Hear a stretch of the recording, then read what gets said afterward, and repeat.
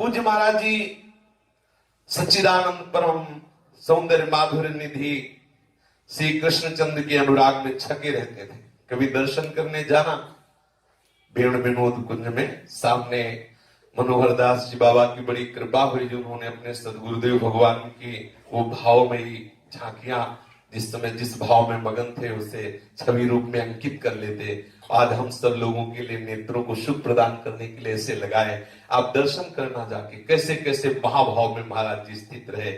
आज ऐसे ही परम पावन महापुरुष के श्री चरणों में प्रणाम करके उनके जीवन यश का गान करते हैं, उनकी जीवनी का गान करते हैं। शास्त्रों में आता है कि जो भक्ति महारानी है उत्पन्ना द्रविड़ेशाहम वृद्धिम कर्णाटके गता। द्रविड़ क्षेत्र में भक्ति महारानी प्रकट हुई, कर्नाटक प्रदेश में बढ़ी और वृंदावन में आकर के नव युवती रूप होकर श्री कृष्ण प्रेम स्वरूपा भक्ति यहां नव युवती है। वृंदावनम पुनः प्राप्य नवीनेव स्वरूपिणी जाताहम युवती सम्यक पृष्ठ रूपा तो सांप्रतम। ये श्री वृंदावन धाम में आकर भक्ति का पूर्ण प्रेम स्वरूप प्रकाश हुआ। ठीक बिल्कुल ऐसा ही महाराज श्री का जीवन चरित्र है। पूज्य श्री बालकृष्ण दास जी महाराज, जन्म इनका कर्नाटक में और उनकी भक्ति साधना पूर्ण रूप से श्रीधाम वृंदावन में प्रकाशित हुई। यही अपने प्राण प्रीतम प्रभु का साक्षात्कार किया। प्रेमोन्माद भी यही वृंदावन में वो आनंद विभोर होकर के भक्तों को भी उस रस में डुबोया श्री वृंदावन धाम में। आपका जन्म केरल देश के नरेश प्रसिद्ध भक्त संत कुलशेखर आलवार के वंश में हुआ था। कुलशेखर भगवान की कौस्तुभ मणि के अवतार माने जाते हैं। जिस वंश परंपरा में पूज्य श्री महाराज श्री बालकृष्ण दास जी का प्रादुर्भाव हुआ वो केरल देश के नरेश प्रसिद्ध भक्त संत कुलशेखर आलवार के वंश में हुआ। कुलशेखर भगवान की कौस्तुभ मणि के अवतार माने जाते हैं। भक्ति का ऐसा आवेश उन्हें रहता था कि वो राजोचित दिनचर्या से बिलग रहकर सदैव भगवान की सेवा चिंता में मगन रहते थे। चिंतन में उन्होंने राज्य का परित्याग कर दिया और प्रतिक्षण केवल प्रभु को रिझाने में, प्रभु की लीला गायन में, प्रभु के सामने नृत्य करना, प्रभु की सेवा में ऐसे मगन रहते। इनका परिवार श्री रंगम में ही बस गया।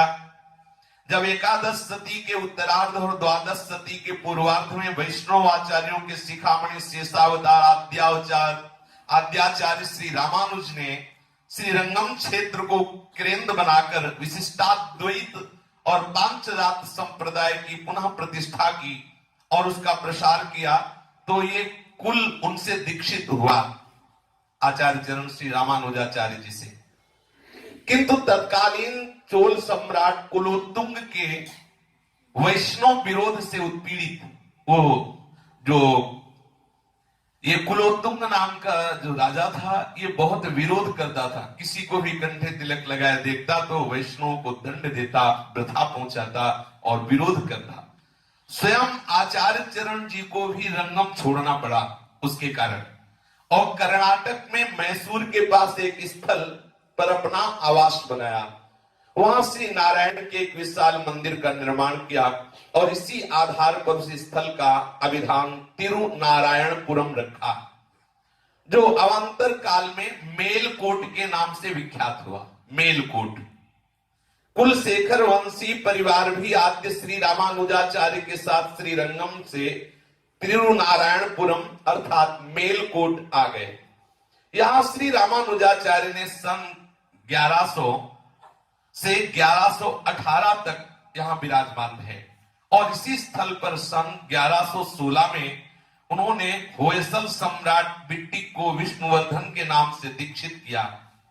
इसी तिरुनारायणपुरम मेलकोट में श्री महाराज जी का जन्म हुआ। श्री बालकृष्ण दास जी का तिरुनारायणपुरम मेलकोट में जन्म हुआ। बड़ा परम पावन वंश है। रामानुजाचार्य द्वारा प्रवर्तित वेंकटादि आमनाय से संबंध और तिरुपति बालाजी इनके स्थित है, कुल परंपरागत। और मातृपक्ष भी बड़ा महिमामय श्री महाराज जी का। मातृपक्ष गौड़िया संप्रदाय से सुख्यात आचार्य श्री गोपाल भट्ट रंगाचार्य के परिवार की मां थी।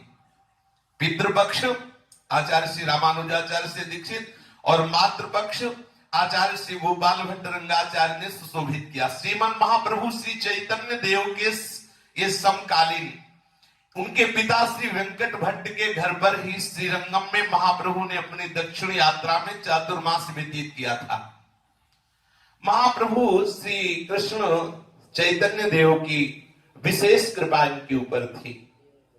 श्री वैष्णव एक वेंकट भट्ट नाम प्रभु के निमंत्रण कैल करिया सम्मान, निज घरे लाइया कैल पाद प्रक्षालन, से जल सबई सेते करिल भक्षण, भिक्षा कराइया किछु कैल निवेदन, चातुर्मास आसि प्रभु हैल उपसन्न, चातुर्मास कृपा करि रहो मोर घरे, कृष्ण कथा कही मोरे निस्तार अमारे, तार घरे रहिला प्रभु कृष्ण कथा रसे, भट्ट संगे गुडाइला सुखे चारी मासे। महाप्रभु चैतन्य देव वहां चतुर्मास के और बहुत रसमयी चर्चा से पूरे भक्तजनों को आनंद प्रदान किया। तो ममसुत गोपाल भट्ट तव पद में लुंठित, आज दिवस की भिक्षा में सादर अर्पित, करुणा में प्रभु करे कृपा कर अंगीकार, इसे करे निज भृत सदैव दे चरणाधार। परिवार वालों ने श्री गोपाल भट्ट जी को महाप्रभु के चरणों में अर्पित किया और कहा ये भेंट स्वीकार करें, अर्थात ये पुत्र श्री वेंकट भट्ट ने कि ये पुत्र हम आपके चरणों में अर्पित करते हैं। महाप्रभु ने देखा कि 8 वर्ष के श्री गोपाल भट्ट जी थे। 8 वर्ष का वो बालक ऐसे अश्रु प्रवाहित करते हुए महाप्रभु के चरणों का स्पर्श कर रहा है। कितना अहोभाग्य जो आज राधा रमन जी कृपा करके विराजमान है, शालिग्राम स्वरूप से प्रकट होकर ये गोपाल भट्ट जी के प्रेम का देखो कैसे महामहिमा में श्री गोपाल भट्ट जी 8 वर्ष के हैं। प्रेमावतार श्री कृष्ण चैतन्य महाप्रभु के चरणों में ऐसे कर कमल रखे और महाप्रभु की तरफ देख के अश्रु प्रवाहित और महाप्रभु दोनों कर कमल से दुलार कर रहे हैं गोपाल भट्ट जी का।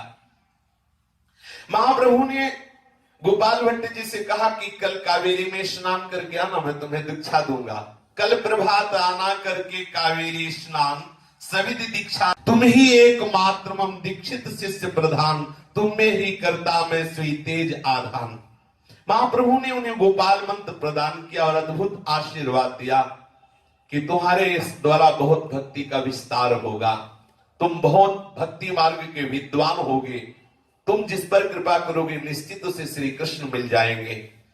तुमसे होंगे प्रकट सर्व वैष्णव सिद्धांत, नरस निरूपण प्रतिपादन में होंगे भ्रांत। अर्थात तुम जिस भक्ति की स्थापना करोगे उसमें कभी किसी को संशय और भ्रम नहीं होगा और निश्चित भगवत प्राप्ति होगी।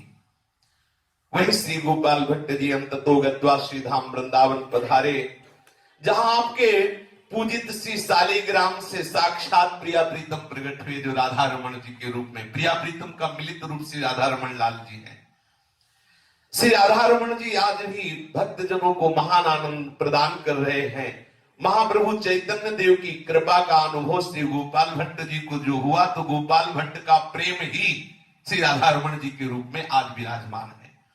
महाप्रभु कितना गोपाल भट्ट जी को प्यार करते थे कि उन्होंने अपना आसन और कौपीन डोर प्रसादी में भेजा श्री गोपाल भट्ट जी को। इसी कुल में जटावल्लभ अप्रमेय अन्नाचार्य जी हुए, जिनको सेवा कुंज में सखियों के बीच में बिहारनी जो प्रिया प्रीतम का साक्षात दर्शन हुआ, उन्हीं के यहां से इनकी माता श्री बाल कृष्णदास जी की जो माता है वो इस परिवार से है। देखो कितना महिमा में वर्ष है कि मातृपक्ष महाप्रभु चैतन्य देव की कृपा और पितृपक्ष आचार्य श्री रामानुजाचार्य की कृपा से। महाराज जी की जन्मपत्री है वैक्रमे संवत्सरे 1975 तमे वर्षे तथा चसके 1940 प्रवर्तमाने हेमंत ऋतौ मासोत्तमे मार्गशीर्ष मासे शुक्ल पक्षे एकादश्याम तिथौ घटी 4 पल 35 परम द्वादशी शनिवासरे अश्विनी नक्षत्रे 16:40 परम भरणी परिघ योगे 21:56 परम शिवम सूर्योदयादिष्टम 44-36 कन्या लग्ने 5-1-38-32 तदानुसारम 15-12-1918 मेलकोट स्टैंडर्ड टाइम 12:55 रात्रि के 12:55 रात्रौ तिरुनारायणपुरे मैसूर राज्ये आस्याम शुभ वेलायाम स्वधर्म परायण स्वधर्म मूर्ति श्री कृष्ण अयंगार महोदया नाम गृहे भार्या सौभाग्यवती कमलम्मा शुभ कुक्षो पुत्र रत्नम श्री संपत कुमारम अली जनत अस्य राशि मेषा। महाराज जी की ये जन्म पत्री ये, और महाराज जी का जो बाल स्वरूप है श्री संपत कुमार जी, ये जो प्रथम छवि है महाराज जी की बाल रूप संपत कुमार जी, ये विद्यार्थी रूप महाराज जी का। ये श्री महाराज जी ऐसे पावन कुल परंपरा में प्रकट हुए, श्री रामानुजाचार्य द्वारा बसाए गए, उन्हीं के द्वारा प्रतिष्ठित श्री नारायण मंदिर से विभूषित तिरुश्री नारायणपुरम मेलकोटा के पुनीत तीर्थ में विक्रम संवत 1975 मार्गशीर्ष मास शुक्ल पक्ष की पावन एकादशी शनिवार तदानुसार 1918 सन 1918 और 29 नवंबर की रात्रि में 12:55 में महाराज जी का प्रादुर्भाव हुआ। कितने वर्ष हो गए? 1918 सन 1918 100 वर्ष 1918 में महाराज जी का प्रादुर्भाव हुआ। रात्रि के 12:55 पे ठाकुर जी प्रकट हुए थे 12:55 और थोड़ा आगे करके महाराज जी प्रकट हुए।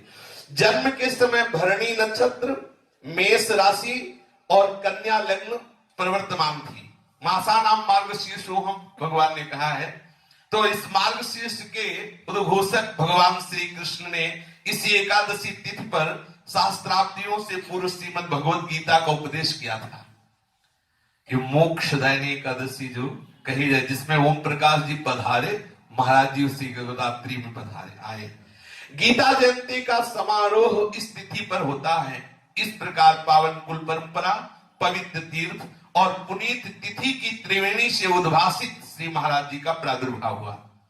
आचार्य कुलभूषण, संगीत प्रेमी, गायन कुशल तथा तंतुवाद्य विशारद, इनके पिता श्री पार्थ सारथी अयंगार को यह सौभाग्य प्राप्त हुआ, पिता पद प्राप्त हुआ।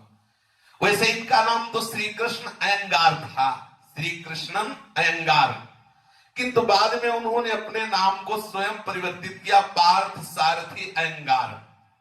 इस नाम परिवर्तन में एक रहस्यमयी अंतर कथा छिपी है। उस समय प्रथम विश्व महायुद्ध सन 1914 से 1916 तक चला।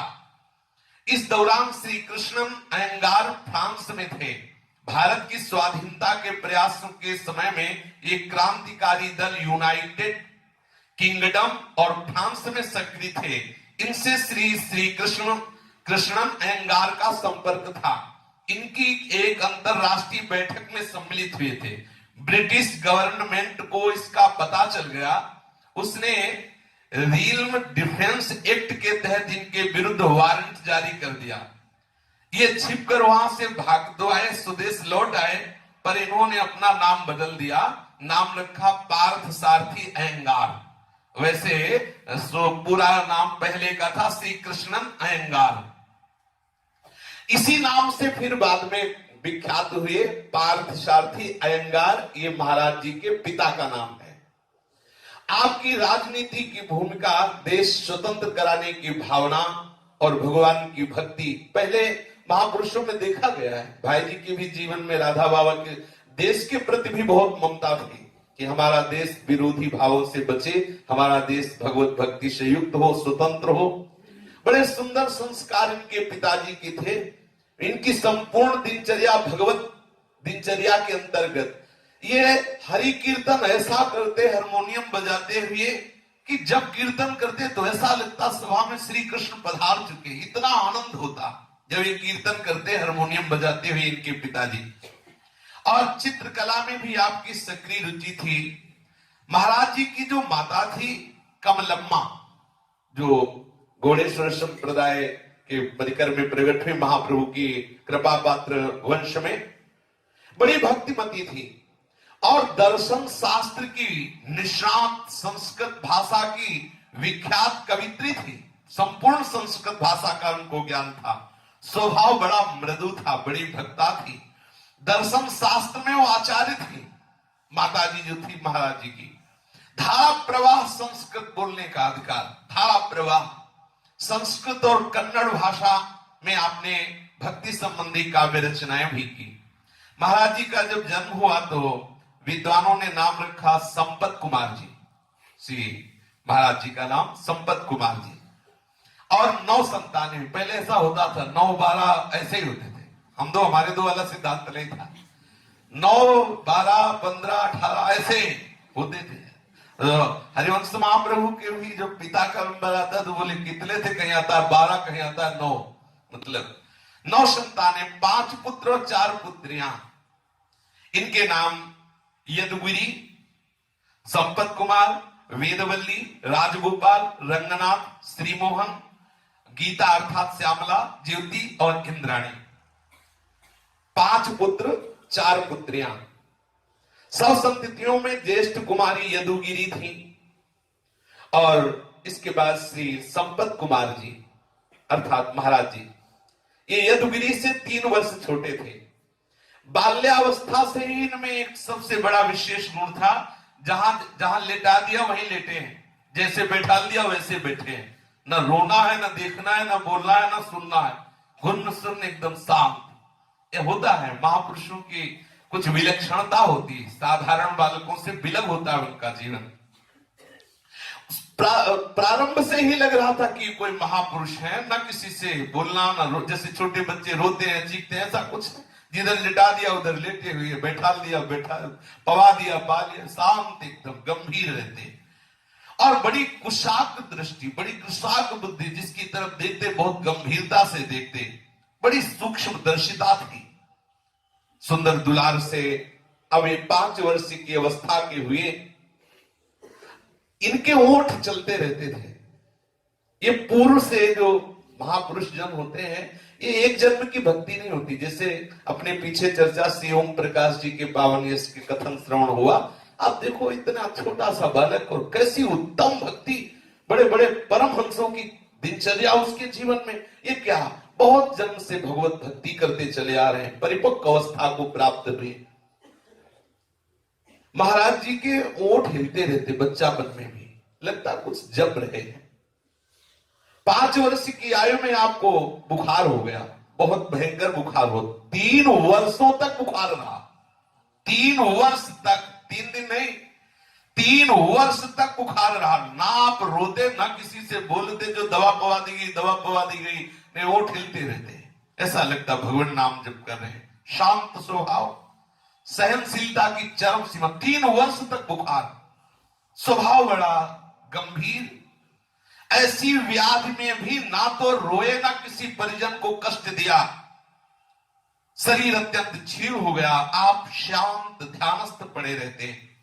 औषधि दे दी तो औषधि ले ली, भोजन पवा दिया तो भोजन पवा दिया, बस आंखें बंद हैं, सैया पे पड़े हुए हैं। ऐसा प्रतीत होता था कि मानो ये भगवान के ध्यान में डूबे हुए हैं, शरीर का इनको पता ही नहीं है। इतनी छोटी अवस्था में 3 वर्ष तक बुखार रहा। जब धीरे धीरे 8 वर्ष की अवस्था में पहुंचे तो प्रथम भाव स्थिति की घटना घटी। आप प्राइमरी स्कूल में पढ़ने जाते थे। एक दिन अध्यापक ने समंतक मणि की कथा सुनाई। जाम्बवंत ने श्री कृष्ण से युद्ध किया, आता है समंतक मणि की कथा में, और ये 28 दिन तक युद्ध चलता रहा। महाराज जी 8 वर्ष की अवस्था के हैं, प्राइमरी स्कूल में पढ़ने जा रहे हैं और वहां मास्टर एक कथा सुना रहे हैं। ये गंभीरता से सुन रहे हैं। 28 दिन तक भक्त और भगवान में युद्ध हुआ, जाम्बवान और श्री कृष्ण चंद्रजू में। श्री कृष्ण चंद्रजू के प्रहार से जाम्बवान के अंग अंग में पीड़ा पैदा हुई। विचार किया कि ऐसा कोई महाबली सृष्टि में नहीं है जो जाम्बवान को पीड़ा पहुंचा। जाम्बवान कोई छोटे मोटे वीर थोड़ी। जब भगवान ने बलि से पृथ्वी ली ना, बलि से, तो कहते हैं 48 मिनट में पूरे अखिल ब्रह्मांडों की परिक्रमा करके जय घोष कर दिया कि है 7 प्रदक्षिण। हाँ, 24 दूनी 48 मिनट में 7 परिक्रमा, संपूर्ण विश्व 7 परिक्रमा संपूर्ण, ऐसे ऐसे बलि थोड़ी जब 48 मिनट, कितनी बड़ी बात है। तो जब प्रभु का घूंसा पड़ा तो इनके नस नस टूट गए। तब इन्होंने विचार किया कि ऐसा कोई महाबली नहीं जो मुझे परास्त कर सके। तब हाथ जोड़ के कहा कि इतने दिन युद्ध में हमारे सामने कोई टिक जाए और मुझे परास्त करे, वो केवल मेरा स्वामी हो सकता है, दूसरा नहीं। यदि आप मेरे स्वामी हैं तो आप मुझे राम रूप में दर्शन दीजिए, मेरे हृदय का संशय दूर हो। भगवान श्री कृष्ण मंद मंद मुस्कुराए तो देखा गंभीर स्वरूप भगवान राम विराजमान है। वो चरणों में लौट गए, भाव विभोर हो गए और स्तुति करने लगे, प्रभु मुझे क्षमा करो, मैंने जाना नहीं, आपसे 28 दिन तक युद्ध करता रहा। जेव ही जांबवन दैन्य होकर प्रभु के चरणों में विनय कर रहे हैं। ये बात सुनते ही कुर्सी में बैठे बैठे महाराज हुंकार मारी, जो संपत कुमार जी विद्यार्थी, और गिर पड़े नीचे। सबको लगा कि क्या हो गया इनको, एकदम ये क्या हो गया, कैसे गिर गए। शरीर में रोम रोम खड़े हो रहे हैं, शरीर में कंप आदि जो सात्विक भाव है वो प्रकट हो रहे हैं। अध्यापक और छात्र सब स्थिति देखकर विस्मित हो रहे हैं। इसी स्थिति में उनको माता पिता के घर पहुंचा गया। जागृत अवस्था जब हुई, बेशुद्ध अवस्था से जब बाहर निकले, तब पिताजी ने, माता ने, सबने पूछा कि क्या बात। तो उनका मुझे दिखाई दे रहे थे कि श्री कृष्ण कैसे राम बने और कैसे जांबवान जी उनके चरणों में रो रहे हैं। हमें सहा नहीं गया और फिर इसके बाद हमें कुछ याद नहीं है, क्योंकि पवित्र हृदय एकदम तन्मय होकर सुन रहे थे। अब आंतरिक आध्यात्मिक पढ़ाई में तो इनका मन लगता है, अर्थात भक्तों की चरित्र पढ़ना, शास्त्र श्रीमद् भागवत पढ़ना आदि आदि। जो लौकिक पढ़ाई उसमें ज्यादा रुचि, वैसे भी जो भगवत मार्ग के पथिक होते ज्यादा रुचि उसमें नहीं होती।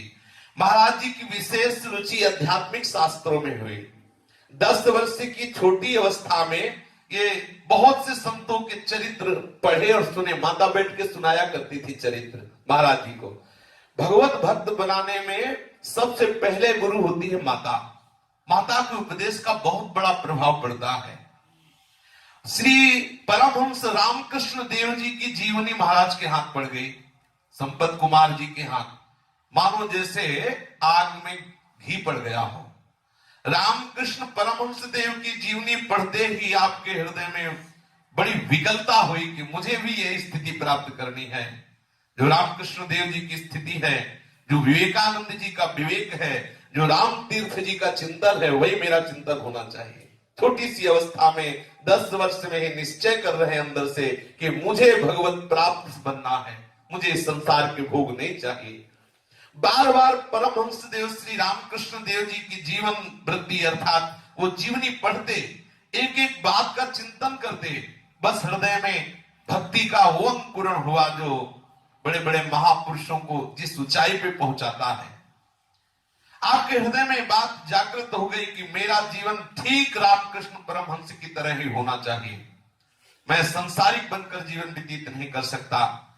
हृदय में हुआ जब बहुत तन्मयता से रामकृष्ण परमहंस जी की जीवनी पढ़ी तो उनके हृदय में एक बात आई कि कभी मेरे भावना में मेरे सामने श्री रामकृष्ण परमहंस जी पधारे, क्योंकि संत महापुरुष अविनाशी पद स्वरूप होते हैं। जैसे भगवान कभी भी आप उनको पुकार करके देखिए, दैन्यता से तो सामने आ जाएंगे। ऐसी यदि तन्मयता और है, जिन महापुरुष में विशेष श्रद्धा हो जाती, तन्मयता की जाती है, तो उनका साक्षात्कार हो जाता है जागृत में। ऐसा ही नहीं कि स्वप्न में जैसे आप बैठे ऐसे, पर वो किस कोटि का तुम्हारे अंदर चिंतन होता है, कैसी तुम्हारे अंदर धारणा, वैसे ही अनुभव में आता है। अब ये ऐसी हृदय में भावना बनी कि किसी से वार्ता ही नहीं करनी है। अगर कोई वार्ता इनसे करता तो बोलते भी नहीं।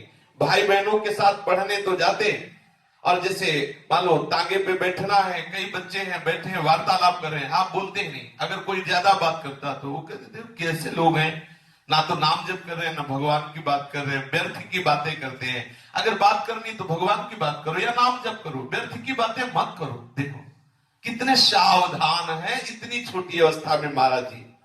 अब महाराज जी की 11 साल की अवस्था हुई।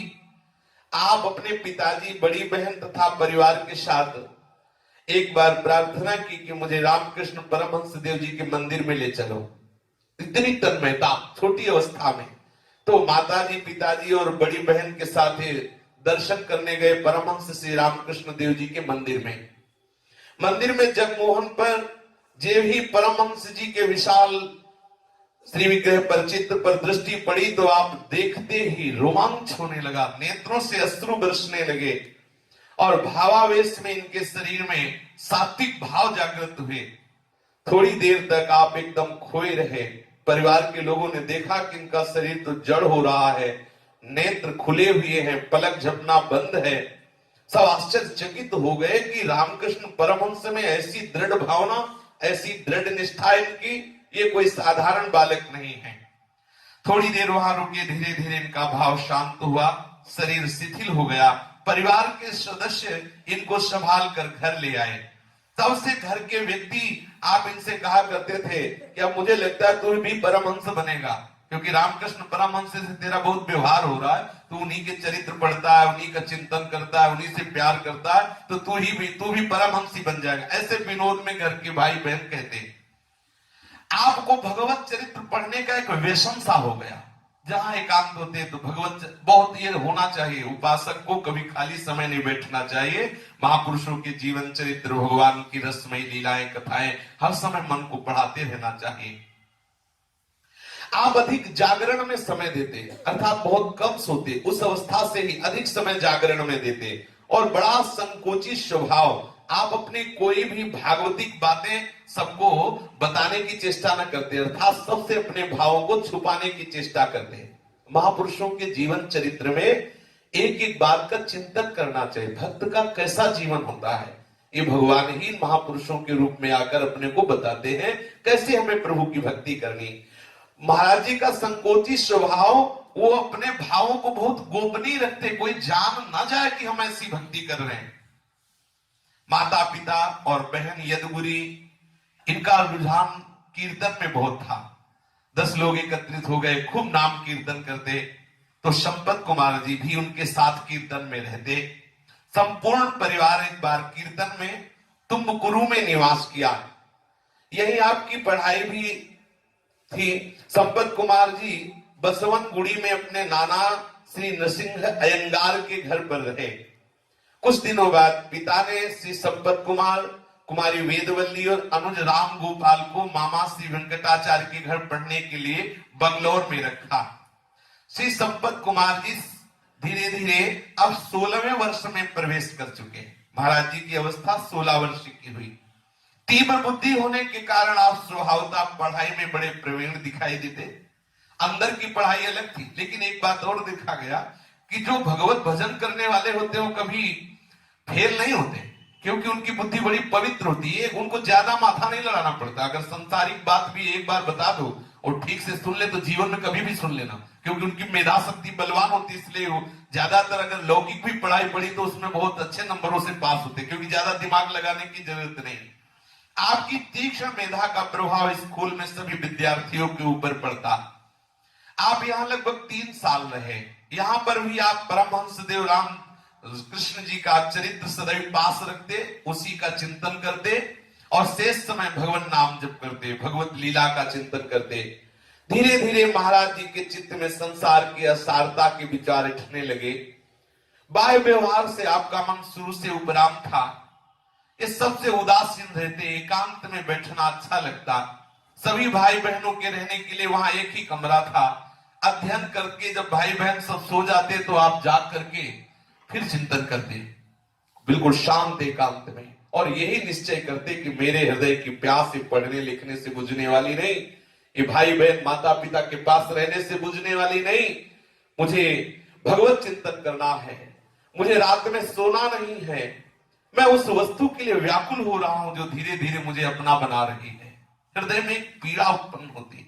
मुझे ऐसी उच्च आध्यात्मिक स्थिति कैसे प्राप्त हो जैसे रामकृष्ण परमहंस जी की है।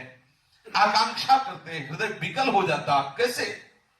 इसी चिंता में आपके दिन व्यतीत हो रहे थे तो आपके मन की एक विचित्र दशा हो गई। अब ना भोजन अच्छा लगने लगा, ना पानी अच्छा लगता, ना किसी से बोलना अच्छा लगता, ना भाई बहन से मिलना अच्छा लगता। जैसे तैसे दिन व्यतीत होता, रात्रि में एकांत में व्याकुलता पूर्वक चिंतन करते, क्या करूं, कहां जाऊं, कैसे कैसे करूं जो मुझे ये स्थिति प्राप्त हो। भाई बहन तो घोर निद्रा में होते और आप लेटे लेटे ही इसी चिंतन में डूबे रहते। एक दिन हृदय में बड़ी पीड़ा हुई, रामकृष्ण परमहंस जी से रोकर प्रार्थना की कि मुझे जब से सुधि हुई तब से हमने आपको वरण किया है, हृदय से आप कृपा करें, आप मुझे दर्शन दें, आप मुझसे बात करें, आप मुझे उपदेश करें। बहुत विकल हो गए। पक्का समझ लेना, कोई भी जो सिद्ध महापुरुष है वो अब भी है, ऐसा मत मान लेना कि वो पधार गए, अब भी है। आप देखना चाहें तो आप वैसी निष्ठा बनाएं, भावना करें, तन्मयता करें, बिल्कुल बिल्कुल पक्का अनुभव की बात। जिस महापुरुष को चाहो उसी महापुरुष का साक्षात्कार कर सकते हो, आज भी, अब भी, वो अब भी है। इतनी व्याकुलता बढ़ी कि उनको लगा कि अगर आज रामकृष्ण परमहंस देव जी ना मिले तो हो सकता है हमारे प्राण व्याकुल हो जाएं और हमारे शरीर को छोड़ दें। ऐसी व्याकुलता। अचानक देखा संपूर्ण कमरे में दिव्य प्रकाश छा गया। महाराज जी ने देखा दिव्य प्रकाश छा गया, आंख खोल के बैठ गए। देखा उस प्रकाश में ठीक वैसी जैसी छवि देखी थी वैसे रामकृष्ण परमहंस जी मुस्कुरा कर देख रहे हैं महाराज जी की तरफ। नेस्त स्थिर किए, कहीं मैं सो तो नहीं रहा, मैं कहीं स्वप्न तो नहीं देख रहे, नहीं नहीं मैं तो जग रहा हूं। और सामने देखा कि रामकृष्ण परमहंस जी विराजमान हैं। रामकृष्ण परमहंस देव जी के चरित्र का पठन करते थे, चिंतन करते थे, आकांक्षा करते थे। आज जिनके विषय में वो दर्शन की लालसा करते तो सामने थे। आप नतमस्तक हुए, साष्टांग प्रणाम किया। परमहंस रामकृष्ण देव जी के अधरों पर मंद मंद मुस्कान थी, वो आपको एकटक निहार रहे थे। ऐसा प्रतीत हो रहा था मानो जैसे एक नवजात शिशु पर अपनी मां की कृपा दृष्टि होती है, ऐसे रामकृष्ण परमहंस देव अपने नेत्रों से भगवत कृपा रूपी वात्सल्य की वृष्टि कर रहे थे। रामकृष्ण परमहंस जी ने कहा, चलो चलो अब यहां से चलो, अबे तुम्हारा समय यहां व्यतीत करने का नहीं, चलो यहां से, यहां रहने की तुम्हें जरूरत नहीं, चलो। उनकी उज्ज्वल अंग कांति, वो जब मंद मंद मुस्कुराते रहे थे तो उनकी दंत पंक्ति से तेज निकल रहा था। उनके नेत्र ऐसा लग रहा था कि मानो कृपा की वर्षा कर रहे हैं, और मुख में अद्भुत लालिमा थी।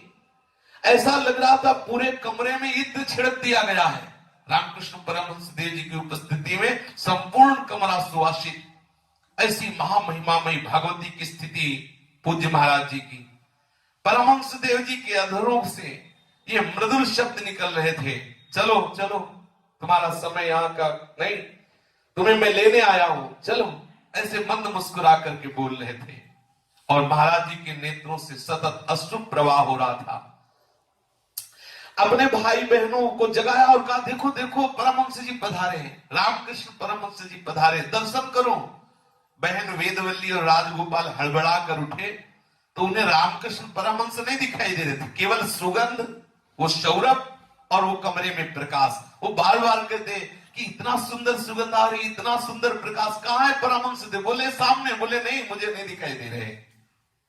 थोड़ी ही देर में वो सुगंध भी अंतर्हित हो गई और वो तेज भी अंतरित हो गया और अन्य किसी को परमहंस देव जी के दर्शन नहीं हुए, क्योंकि भगवान और भगवान की इस भगवत प्राप्त महापुरुषों के दर्शन उसी को होते हैं जिन पर वो कृपा दृष्टि करके दर्शन देना चाहे। सभा में यदि प्रभु आवे किसी को भी दर्शन देना चाहे तो केवल उसी को होंगे, अन्यथा नहीं। ऐसे ही भगवत प्राप्त महापुरुष जिसको दर्शन देना चाहे वही देख सकता है, अन्यथा नहीं। सिद्धांत में यह सोई जाने जे देव जनाई जानत तुम्हें तुम्हें। उस रात्रि के अपूर्व आनंद का हृदय में ऐसा प्रभाव पड़ा कि वैसे ही गंभीर स्वभाव महाराज जी का, आप तो थोड़ी थोड़ी देर में आंसू चलते, गंभीर हो जाते, उदासीन हो जाते। अब वहां ठहरना संभव हो गया। ऐसा लगता कि अब मैं बंगलोर में एक क्षण भी न रहूं। अध्ययन से मन हट गया। अब मन में नाच पड़ा मन और मांग उठ गई कि अब मैं विरक्त हो जाऊं, सब कुछ छोड़ दूं, संत बन जाऊं। और बार बार वो शब्द रामकृष्ण परमहंस देव जी के गूंजते, चलो चलो अब यहां से चलो, मैं तुम्हें लेने आया हूं। प्रबल आकर्षण, वो सरस मोहिनी चितवन, वो अमृतमय वचन, बस यही गूंज रहा है महाराज जी के। परमहंस देव जी का वो वचन, वो चितवन, वो आदेश, अपने छोटे भाई और बहन से कहा कि अब मैं यहां टिक नहीं सकता, मुझे परमहंस देव जी बुला रहे हैं, मैं जाऊंगा। पर इन लोगों की ऐसी भावना नहीं थी कि कहां परमहंस देव जी हैं, कहां बुला रहे हैं। वो समझते कि इनका बावरापन है, ये विनोद कर रहे हैं। इस हृदय भेदनी पुकार का मर्म, वो जीवन में क्रांति उपस्थित होने वाला संकेत सबको कैसे समझ में आ सकता है? जिन पर भगवत कृपा हो और प्रभु जिसको समझाना चाहे वही समझ सकता है। प्रीतम प्राप्ति के पथ पर बिना रुके वही बढ़ता है जिसे प्रभु आकर्षित कर रहे हैं। जिसे महापुरुषों का मिलान हो जाए, समझ लो श्री कृष्ण मिलने वाले हैं। दिव्य संदेश, दिव्य संकेत संपत कुमार जी के लिए ही था, इसलिए इनकी बात को कोई समझ नहीं पा रहा था। दिव्य संदेश दिव्य कृपा पात्रों को होता है।